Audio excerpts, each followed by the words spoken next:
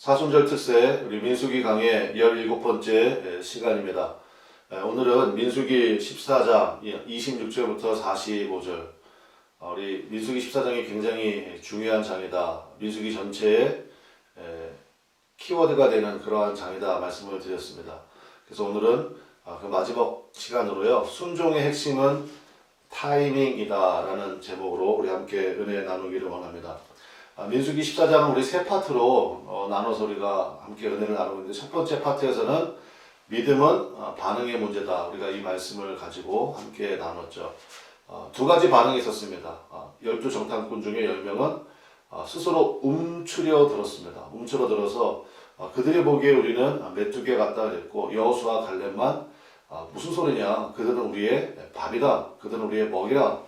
그래서 믿음은 반응의 문제다. 똑같은 것을 보고 와도 이렇게 차이가 있더라. 그래서 어떻게 반응하는가, 그것이 굉장히 중요하다고 그랬고, 결국은 이스라엘 모든 백성이 그 정탐꾼 10명의 말을 듣고 밤새도록 통곡하고 불평하고 원망하고 이러한 반응을 보이니까 하나님께서 굉장히 진노하셨죠. 그래서 내가 이들을 다 전염병으로 멸하리라 이렇게 말씀하셨을 때 상황을 뒤집는 모세의 기도, 이게 두 번째 우리 함께 은혜 나눴던 말씀입니다.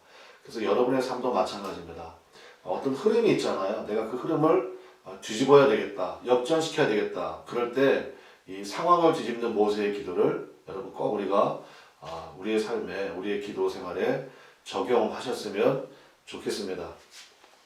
오늘은 이제 14장 전체의 마무리가 되겠는데요. 바로 순종의 핵심은 타이밍에 있다라는 것입니다. 우리 말씀을 보면서 우리 하나하나씩 좀 살펴보도록 하겠습니다. 먼저 우리 27절을 한번 다 같이 한번 읽어보실까요? 여러분 다 성경책 여러분 가지고 계시죠? 민수기 14장 27절 말씀 우리 한번 다 같이 함께 읽어보도록 하겠습니다. 나를 원망하는 이 악한 회중에게 내가 어느 때까지 참으랴. 이스라엘 자손이 나를 향하여 원망하는 바, 그 원망하는 말을 내가 들어보라. 여러분 여기에서 우리가 하나님의 마음을 좀 만날 수 있다고 생각합니다. 하나님이 제일 싫어하시는 게 뭐냐? 지금 27절 한 구절, 물론 14장 전체에도 또 민수기 전체에도 계속 반복돼서 나오는 말이지만 유독 이 27절 한 절에만 세 번 나오는 말이 있습니다. 그게 바로 뭡니까? 원망이라는 말만 세 번 나오는 것을 우리가 볼 수가 있죠. 그래서 하나님이 가장 싫어하시는 게 뭐예요? 원망하는 거예요. 아니 역사의 주인은 하나님이시라면서요. 하나님께서 모든 것을 다스리시고 통치하신다면서요. 나에게 주신 삶 가운데 우리가 절대로 해서는 안 되는 것, 또 반드시 사라져야 되는 것이 뭡니까? 원망과 불평이라는 것입니다. 이제 이스라엘 백성들은요, 이게 아예 습관이 되어버린, 하나님이 제일 싫어하시는 원망하는 모습이 습관이 되어버린 것을 볼 수가 있습니다.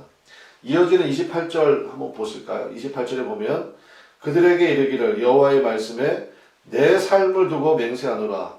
너희 말이 내 귀에 들린 대로 내가 너희에게 행하리니. 굉장히 중요한 말씀이 나오고 있습니다. 그래서 우리가 기억해야 돼요. 하나님의 속성은요, 하나님은 말씀하시는 하나님이십니다. 그래서 다바르, 그래서 민수기 첫 시간에 우리가 했잖아요. 민수기의 원래 제목은 광야에서 데드바림이라고 그랬습니다. 그래서 베미드바르. 그래서 말씀하시는 하나님, 광야에서 말씀하시는 하나님이신 동시에 28절에 보니까 뭐라고 되어 있습니까? 하나님은 뭐 하신다고요? 들으시는 하나님이시래요. 그래서 너희 말이 내 귀에 들린 대로 내가 너에게 행하겠다. 그래서 하나님께서는요, 우리의 말을 들으십니다. 어떤 분이 이런 실험을 한번 하셨대요. 요즘에 이제 녹음기들이 좋은 게 많이 있으니까 내가 하루 종일 무슨 말을 가장 많이 하나, 그거를 녹음을 하고 한번 들어보셨다는 거예요. 그럼 하루 종일 들었나? 근데 어쨌든 간에 그러고 났더니 결론이 나왔다는 거예요. 그리고 여러분도 한번 뭐 녹음까지는 아니지만 한번 하루를 지내고 나서 돌이켜 보시기 바랍니다. 내가 하루를 지내면서 무슨 말을 가장 많이 하나? 짜증을 많이 내나? 아니면 뭐 못 살겠다, 뭐 죽겠다, 뭐 돌아버리겠네. 근데 이게 우리가요 정말 이게 조심해야 될 것 같아요. 하나님께서 들으신대잖아요. 너희 말이 내 귀에 들린 대로. 그래서 오늘 하루도 여러분의 입술에 항상 찬양과 감사. 어떤 환경 가운데서도 사실 민수기의 핵심은 그거거든요. 하나님에 대한 변치 않는 신뢰예요. 하나님께서 우리에게 가장 좋은 것을 주신다. 그 믿음이거든요. 이스라엘 백성은 결국 여기에서 실패했다는 것입니다. 그리고 이어지는 말씀에 보면 이제 오늘 설교 제목이기도 한데 순종의 핵심은 어디에 있느냐? 순종의 핵심은요 바로 그래서 이 타이밍에 있다는 것입니다. 하나님께서 가라고 할 때 가야 되고요. 하나님께서 멈추라 하실 때 멈출 줄 아는 것.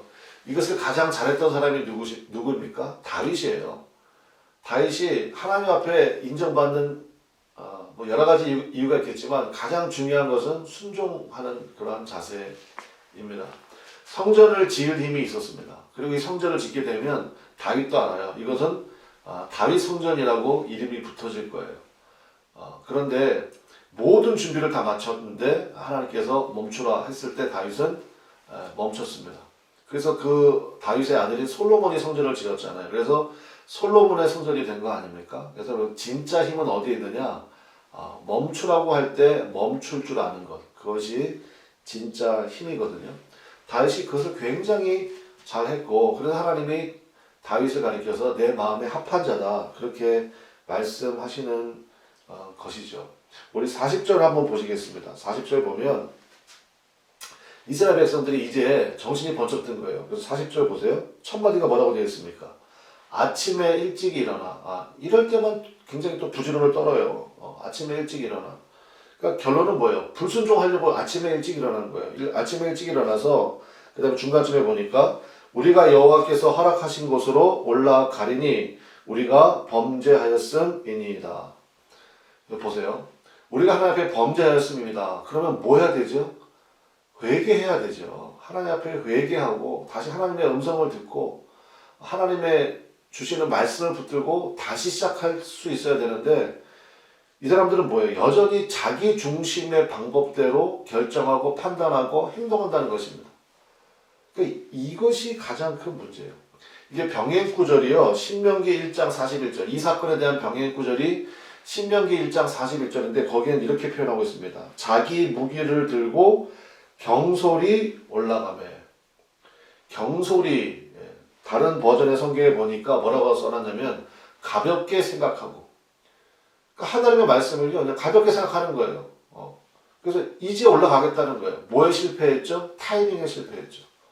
하나님께서 가라고 하실 때에는 우리 뭐 메뚜기 같다, 우리 뭐 다 죽었다, 원망하고 불평하다가 이제서야 올라가겠다는 거예요. 그래서 아침에 일찍 일어나서 올라갔다는 것입니다. 하나님의 말씀을 가볍게 생각하는 모습이죠. 그래서 여러분 제가 써놨습니다. 믿음이 중요하잖아요. 믿음과 뭐를 구별할 수 있어야 되느냐? 무모함을 구별할 수 있어야 됩니다. 무모함. 믿음과 무모함은 다른 것입니다. 그러니까 믿음과 무모함을 가르는 기준이 무엇입니까? 바로 타이밍이에요. 하나님께서 가라 그럴 때는 상황이 열악하더라도 믿음으로 순종하는 것입니다. 가는 거예요. 그게 믿음이에요. 근데 하나님이 가라고 할 때는 머뭇거리고 가지 않다가 이제서야 다 죽게 생겼거든. 이제서야 올라가겠다 그러면 그건 뭐예요? 무모한 거죠. 그래서 어떻게 되었느냐? 44절 봅시다. 우리 44절 말씀 우리 한번 같이 읽어보겠습니다. 민수기 우리 14장 44절 말씀 우리 한번 같이 읽어볼까요? 44절에 이 사람들의 이제 결론의 모습이 나오는데 44절 첫 마디 보세요. 첫 마디가 뭡니까? 그들이 그래도 여기서 느낄 수 있는 게 뭐예요? 이 사람들 굉장히 완고하구나. 고집이 세구나. 그들이 그래도 산꼭대기로 올라갔고 여호와의 언약궤와 모세는 진영을 떠나지 아니하였더라. 하나님이 동행하지 않았다는 거예요. 지도자가 모세 아닙니까? 하나님의 임재의 상징이 언약궤 아닙니까? 언약궤와 모세는 진영을 떠나지 않았어요. 그들이 그래도 올라갔다는 거예요. 완고한 모습을 볼 수 있죠. 45절 아말렉인과 산간지대에 거주하는 가나안인이 내려와 그들을 무찌르고 호르마까지 이르렀더라. 그래서 여러분 호르마의 뜻이 뭐냐? 완전한 멸망이란 뜻입니다. 그러니까 호르마의 비극이에요. 말씀의 결론을 맺고 싶습니다. 여러분 이 사건에 대한 신학적인 설명이 히브리서 3장 8절부터 19절에 나와요. 그래서 히브리서 3장 8절부터 19절에 오늘 민수기 14장의 이 사건에 대한 설명을 하고 있습니다. 신학적인 설명을 하는데 세 가지 정도로 정리를 해요. 첫 번째는 이 사람들이 실패한 이유가 뭐냐? 제가 계속 말씀드렸다시피 마음이 미혹되었다는 거예요. 마음이 미혹되었다. 두 번째 이유는 뭐냐? 마음이 완고하게 되었다. 그래서 결국 이 사람들이 실패하게 되었다. 그러니까 그 사람들의 마음이 뭐가 됐어요? 미혹이 되었다. 미혹이 되면 어떤 일이 벌어집니까? 완고해져요. 그러면 어떤 일이 벌어져요? 결국은 불순종의 열매를 거둘 수밖에 없더라. 그래서 히브리서 3장 제가 말씀드린 3장 13절에 이렇게 히브리서의 결론이 이렇게 나옵니다. 뭐라고 나오냐면 오직 오늘이라 일컫는 동안에 매일 피차 권면하여. 그래서 여러분 신앙은 뭐냐면 주어진 오늘 지금 현재의 내 상황 여기에서 최선의 믿음과 순종을 드리는 것입니다. 그래서 오직 오늘이라 일컫는 동안에 그럴 때 내일의 도우심을 기대할 수가 있는 것이죠. 그래서 우리가 도식적으로 하나 기억을 하면 좋겠습니다. 뭘 기억하냐? 뭘 기억하냐면요. 여기다 제가 쓰겠습니다. 결국 믿음은 뭡니까? 믿음은 순종입니다. 그리고 믿음이 순종이 될 때 우리에게 어떤 일이 벌어져요? 안식이 우리 가운데 온다는 것입니다. 그래서 하나님께서 말씀을 주셨을 때 그것을 아멘으로 순종하고 그대로 행하면 우리 삶에 안식이 온다는 것입니다. 오늘 전체 결론되는 말씀 우리 34절 말씀을 한번 읽어보겠습니다. 34절 말씀 민수기 14장 34절인데요. 한번 같이 읽어볼까요? 너희는 그 땅을 정탐한 날수인 40일의 하루를 1년으로 쳐서 그 40년간 너희의 죄악을 담당할지니 너희는 그제서야 내가 싫어하면 어떻게 되는지를 알리라 하셨다 하라. 그래서 광야 40년이 된 것입니다. 하나님께서 말씀하셨죠.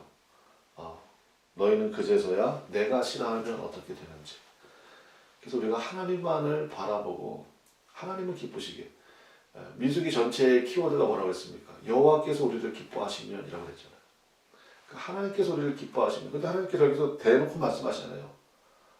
내가 너희를 싫어한다는 거예요. 왜요? 원망하고 마음이 미혹되고 완고하고 불순종하니. 우리는 오늘 이 말씀을 우리의 삶의 기준으로 삼아야 되겠습니다. 하나님이 싫어하시면 우리의 마음이 미혹되면 순종의 타이밍을 놓치면 결국 이렇게 되는구나. 광야 40년의 생활의 시작이 되는 것입니다. 바라고 원하기는 우리 모두는 하나님 앞에 귀한 믿음의 모습, 믿음이 뭐라고 했습니까? 순종하는 것. 그럴 때 우리의 삶에 하나님이 주시는 평안과 안식이 임하게 될 줄로 믿고요.